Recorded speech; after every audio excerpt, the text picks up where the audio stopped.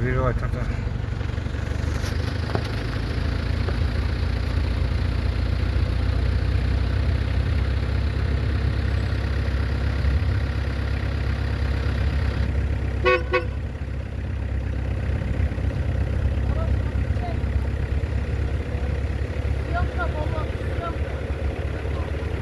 Kanka araca koymuş mu? Yok.